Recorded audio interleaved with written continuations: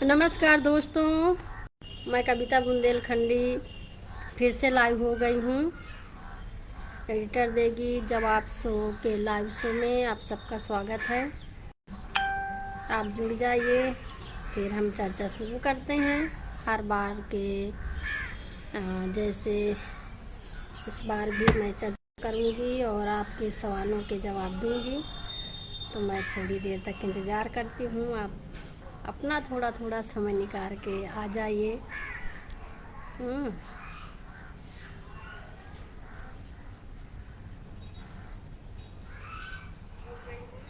थोड़ा वेट कर रही हूँ। तो कैसे हैं आप? थोड़ा अपने हालचाल बताइए, कुछ लिख करके भेजते जाइए। फिर बातचीत का सिलसिला शुरू करती हूँ। पिछले 15 दिन में बुंदेलखंड में क्या रहा, क्या चला, आपने क्या फील किया, उसके बारे में भी आप बता सकते हैं। जो खबरें आपने खबर लहरिया में देखी हैं, चाहे फेसबुक लाइव रहा हो, चाहे हमारी जो वीडियो स्टोरी होती हैं, उनके बारे में आप बात कर सकते हैं, अपने सुझाव दे सकते हैं, अपने विचार, अपनी टिप्पणी शामिल कर सकते हैं। किस तरह की खबरें और आप देखना पसंद करेंगे, किस तरह के मुद्दों पर आप चाहते हैं कि मैं लाइव शो में बात करूं, या उस तरह की स्टोरियों को करने की ज़रूरत है, वो आप मेरे साथ में बांट सकते हैं।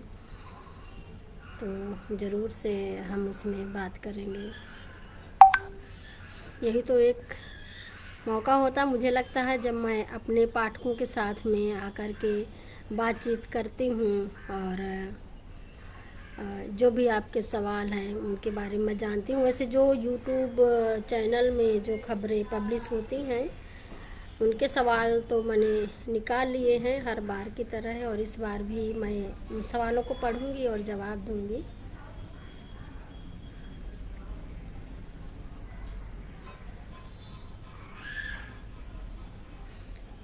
हो रहा है।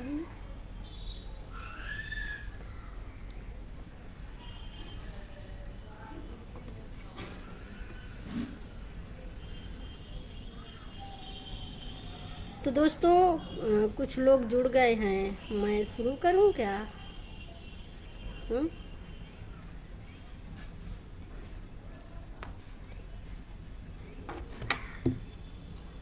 10 मिनट।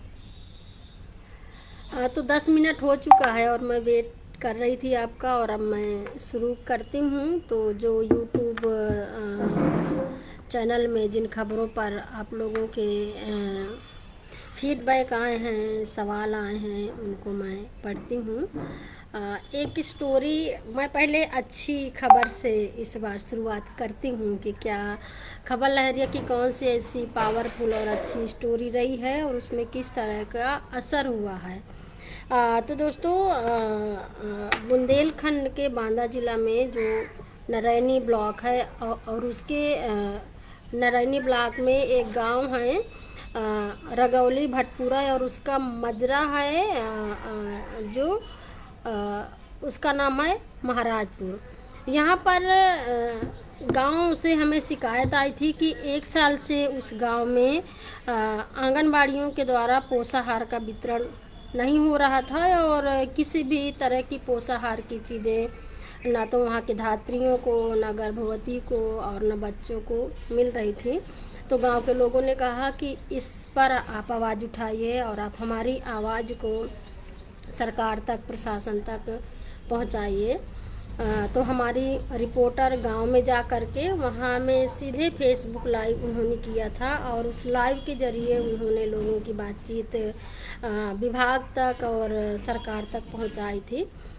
खबर के चलते ही मुझे दूसरे तीसरे दिन में जब विभाग को पता चला, जिम्मेदार लोगों को पता चला कि वहाँ पर इस तरह की प्रॉब्लम है, तो फिर गांव में तुरंत में जो भी राशन सामग्री पड़ी थी पहले से, वो वहाँ पे भिजवा दी गई है, और उस पोषाहार का वितरण भी हो गया है। और बाद में गांव के लोगों ने हमें इस खुशखबरी को बताया, और गांव के लोग बहुत खुश थे तो दोबारा से भी हमारी रिपोर्टर गई और वहाँ का फॉलो अप करी और सबकी बातों को अपने कैमरे में कैद करी। तो जब भी मतलब ऐसे पल होते हैं या जब हमारी खबर के जरिए किसी को कुछ मिलता है, न्याय मिलता है, विकास होता है, पोषाहार मिलता है, तो अपने जो जी को है वो बहुत संतुष्टि मिलती है और लगता है कि जिस लिए हम काम कर रहे हैं शायद वो हमारी कामयाबी हासिल हो रही है। और जब लोगों को उनके अधिकार हम दिला पाते हैं तो वो बहुत सुकून वाली चीज़ होती है। तो बहुत ही मुझे अच्छा लगा और मैं शुक्रिया करना चाहती हूँ आंगनवाड़ी कार्यकर्ता का। और मैं ये भी कहूँगी कि ये काम पहले हो जाना चाहिए, ज़रूरी नहीं है कि जब स्टोरी हम छापें या करें तभी हो, और ये पहल गांव के लोग भी ले सकते हैं। और बस मैं ये कहूँगी कि अगर आपके गांव में, अगर आपके आसपास के गांव में इस तरह की समस्याएं हैं तो आप हमें सूचित करें। और इस वाली जो खबर में है जो सवाल आया है वो मैं आपके सामने पढ़ूं, क्योंकि ऑलरेडी जब इस तरह की खबरें जाती हैं तो लोग बहुत जुड़ाव महसूस करते हैं। लोगों को लगता है कि हमारे गांव में भी इस तरह की समस्या है और वो समस्या आना चाहिए मीडिया में। तो जो सवाल आया है इस वाली खबर में, सवाल भेजने वाले हैं जो मैं मोबाइल से पढ़ूंगी, उनका नाम है धर्मा बेरे। धर्मा बेरे जी लिखते हैं कि मैडम जी कुर्राहो गांव में भी जाकर चेक करिए, वहाँ भी कुछ नहीं हो रहा है। तो धर्मा बेरे जी बहुत बहुत शुक्रिया कि आप अपने गांव की खबर हमारे साथ में बांट रहे हैं और बता रहे हैं। पर बस मुझे थोड़ा सा ये पूछना है आपसे कि आपके गांव में किस तरह की समस्या है? क्या आंगनबाड़ी से या पोषाहार से जुड़ी हुई कोई समस्या है या कुछ और वहाँ पर समस्याएं हैं या किसी के साथ में कोई प्रॉब्लम है? क्या आप मुझे स्पष्ट रूप में कोई मुद्दा वहाँ का लिख के बता सकते हैं? तो फिर हम अपनी रिपोर्टर को आपके गांव में भेज करके और हम वहाँ की स्टोरी का कवरेज ज़रूर से करवाएंगे।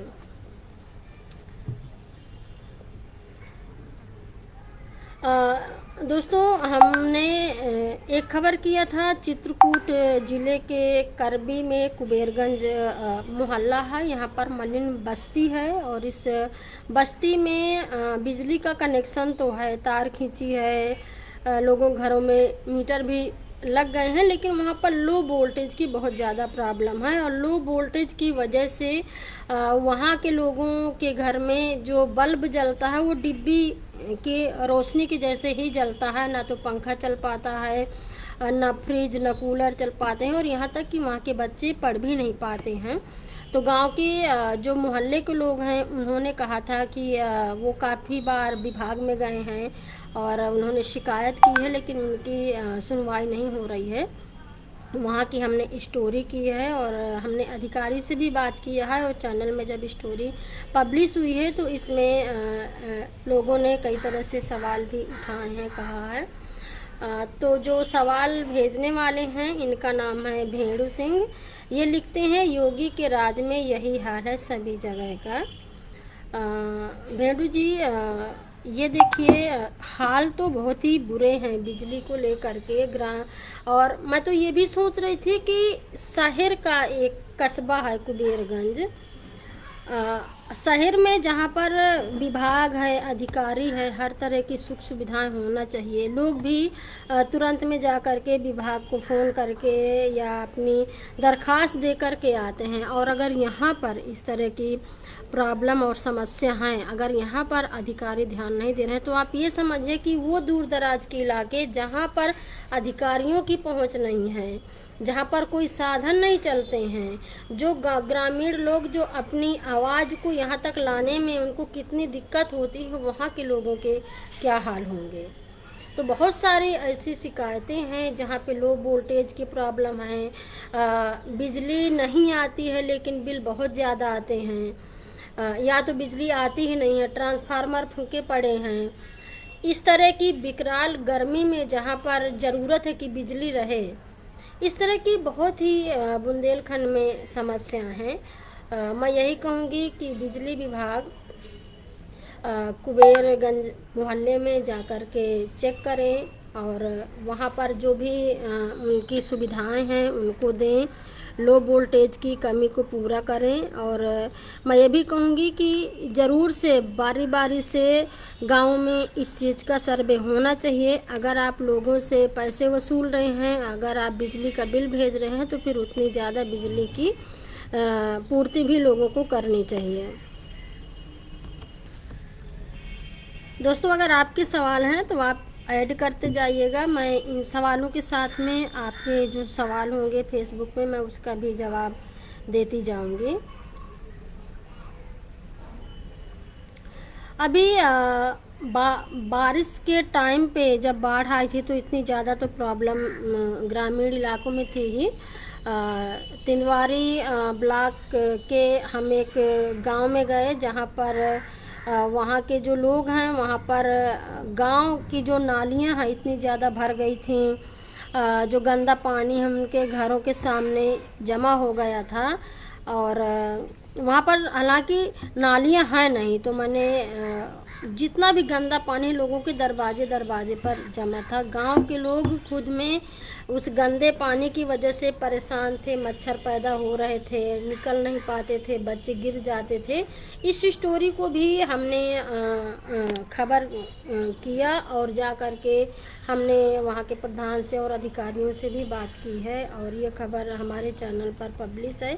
इसमें जो सवाल है वो मैं पढ़ रही हूँ।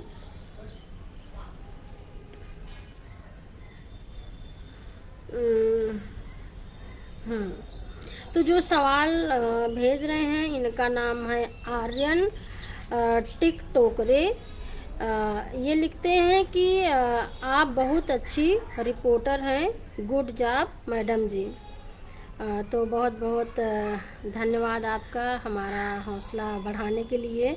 और हम इसी तरह के गाँव में या जो गांव की आवाज़ें हैं, हम चाहते हैं कि अधिकारियों तक, आम जनता तक उनकी आवाज़ें, गांव की आवाज़ पहुँचे, और वहाँ के बारे में भी लोग जाने कि किस तरह से गांव के लोग इस तरह की मुसीबतों से, इस तरह की समस्याओं में जूझ रहे हैं, जी रहे हैं।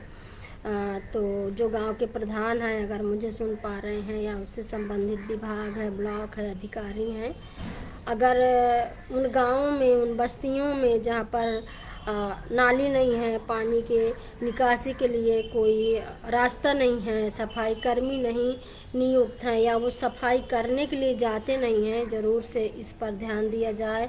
और उनको ज़रूर से कहा जाए कि वो गांव में जा कर के अपनी जिम्मेदारी से काम करें, जिसके लिए उनको नियुक्त किया गया है, वो जा कर के अपना काम को पूरा करें। तो इस तरह की चीज़ों में मैं फिर से कहूँगी कि निगरानी बहुत ज़रूरी होती है, चाहे लोकल के अधिकारी हों, चाहे विभाग हो, चाहे ग्रामीण स्तर के लोग हों। दोस्तों, एक खबर हमने स्पेशल किया था, और हम हर तरह के पहलू को सोचते हैं, और हम उसमें उस पर जो उनकी आवाज़ें हैं वो हम पहुंचाने की कोशिश करते हैं। हमें लगा कि इस समाज में जो किन्नर समुदाय के लोग हैं, उनकी भी एक अपनी ज़िंदगी है, उनका भी एक अपना संघर्ष है। तो हमें लगा कि उनकी आवाज़ को हम किस तरह से आप तक पहुंचाएं, और आपकी सोच भी उसमें शामिल हो कि वो भी हमारे समाज के हिस्से हैं, किस तरह की उनकी ज़िंदगी होती है, किस तरह के उनके संघर्ष होते हैं, और ये जो हमारा समाज है किस तरह से उनको दर्जा नहीं दे पाता है। तो चित्रकूट ज़िले में एक किन्नर हैं जो रहती हैं, हम उनसे जा कर के मुलाकात किए, और हमने उनसे बातचीत किया, और हमने उनके संघर्ष को आप तक पहुंचाने की कोशिश की हैं।